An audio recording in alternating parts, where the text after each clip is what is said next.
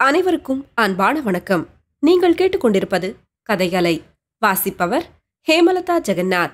அமரர் கல்கி எழுதிய சிவகாமியின் சபதம், பாகம் 2, அத்தியாயம் 38. சந்திரன் சாட்சி.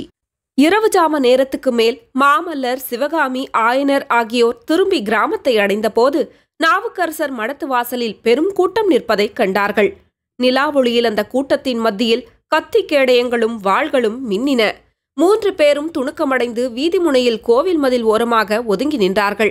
மடத்து வாசலில் நின்ற வீரர்கள் யாராயிருக்கும் என்ற கேள்வி மூவருடைய மனத்திலும் எழுந்தது. அன்று காலையில் குண்டோதரனுக்கும் மாமல்லருக்கும் ஒரு சிறு வாக்குவாதம் நடந்தது. மேலே நடக்க வேண்டிய காரியத்தை பற்றித்தான். வராக நதியில் வெள்ளம் வடிந்துவிட்டபடியால் பானை தெப்பம் ஒன்று கட்டி அதில் தம்மை வராக நதிக்கு அக்கறையில் கொண்டு போய் விட்டுவிட்டு குண்டோதரன் திரும்பி வந்துவிட வேண்டுமென்றும், தாம் அங்கிருந்து காஞ்சிக்கு போய்விடுவது என்றும், குண்டோதரன் ஆயனருக்கும் சிவகாமிக்கும் துணையாக மண்டபப்பட்டு கிராமத்திலேயே சில காலம் இருக்க வேண்டுமென்றும் மாமல்லர் சொன்னார். குண்டோதரன் இதை மறுத்து, தான் முதலில் அக்கறை சென்று பல்லவ சைன்யத்தை பற்றி தகவல் விசாரித்து வருவதாகவும், அதற்கு பிறகு என்ன செய்வது என்பதை முடிவு செய்து கொள்ளலாம் எனவும் கூறினான். மாமல்லரும் இன்னும் ஒரு நாள் சிவகாமியுடன் இருக்கலாம் என்ற ஆசையினால் அதற்கு இணங்கினார். ஆனாலும் அன்றைக்கெல்லாம் அவருக்கு அடிக்கடி மனதில் பரபரப்பு உண்டாகிக் கொண்டிருந்தது. சாயங்காலம் ஆக ஆக, குண்டோதரன் ஏன் இன்னும் வரவில்லை, எத்தனை நாள் இங்கே சும்மா உட்கார்ந்திருப்பது என்ற எண்ணங்கள் அவ்வப்போது அவர் உள்ளத்தில் தோன்றி அல்லல் செய்தன. மோகன நிலவொளியில் சிவகாமியுடன் பேசிக் கொண்டிருந்த போது கூட நடுநடுவே மாமல்லரின் மனம், குண்டோதரன் இதற்குள் வந்திருப்பானோ, என்ன செய்தி கொண்டு வந்திருப்பான் என்று எண்ணமிட்டு கொண்டுதான் இருந்தது. இப்போது மடத்து வாசலில் கூட்டத்தைக் கண்டதும், அதிலும் வாள்கள் வேல்களின் ஒளியைக் கண்டதும் மாமல்லருடைய மனத்தில் ஏக காலத்தில் பல கேள்விகள் எழுந்தன. இவர்கள் யார்? பகைவர்களா, பல்லவ வீரர்களா? பல்லவ வீரர்களாயிருந்தால் இங்கு நாம் இருப்பது தெரிந்து வந்திருக்கிறார்களா? தெரிந்தவர்களாயிருந்தால் திடீரென்று நம்மை கண்டதும் கோஷமிடுவார்களே, கிராமவாசிகளுக்கு தெரிந்து போய்விடுமே.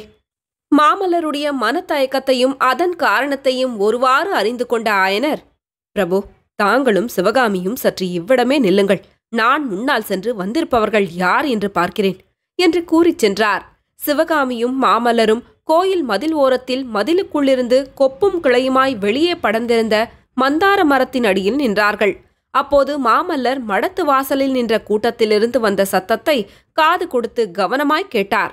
கலகலவென்று எழுந்த பல பேச்சுக் குரல்களுக்கிடையில் தளபதி பரஞ்சோதியின் குரல் கணீர் என்று கேட்டது. கிராமவாசிகள் பலர் ஏக காலத்தில் மறுமொழி கூறினார்கள். அந்த பல குரல்களுடன் சுகபிரம்ம முனிவரும் சேர்ந்து, மாமல்லா, மாமல்லா என்று கீச்சுக்குரலில் கூவிய சத்தம் எழுந்தது. மாமல்லரின் மனக்குழப்பமெல்லாம் ஒரு நொடியில் நீங்கிவிட்டது. நமது தளபதி பரஞ்சோதிதான் வந்திருக்கிறார், வா சிவகாமி, நாமும் போகலாம் என்று அவர் உற்சாகம் ததும்பும் குரலில் கூறி மேலே நடக்கத் தொடங்கிய போது சிவகாமி அவருடைய கரத்தை மெதுவாக தொட்டு, பிரபு என்றாள்.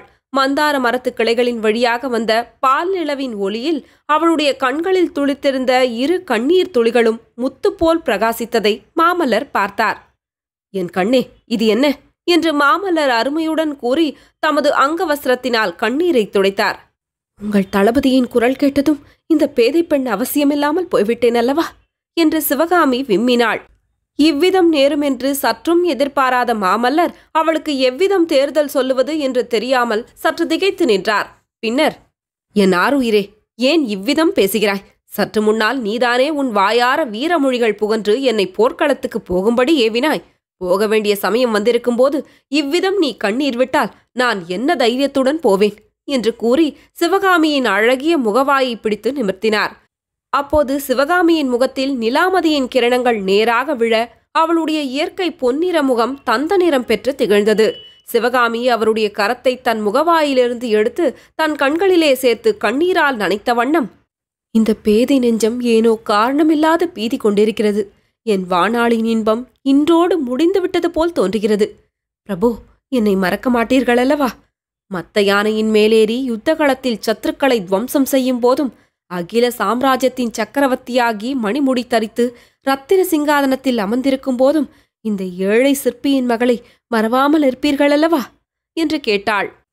மாமல்லர் வானக்கடலிலே மிதந்த பூர்ணச்சந்திரனை சுட்டிக்காட்டி, சிவகாமி, அதோ அமுத நிலவை சொரிந்து கொண்டு வானவீதியில் பவனி வரும் சந்திரன் சாட்சியாக சொல்கிறேன் கேள்.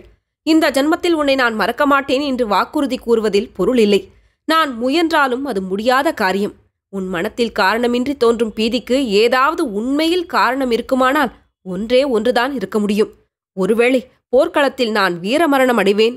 ஐயோ, அப்படி சொல்லாதீர்கள், ஒரு நாளும் அப்படி நேராது என்று விம்மலுடன் உரத்து கூவினாள் சிவகாமி.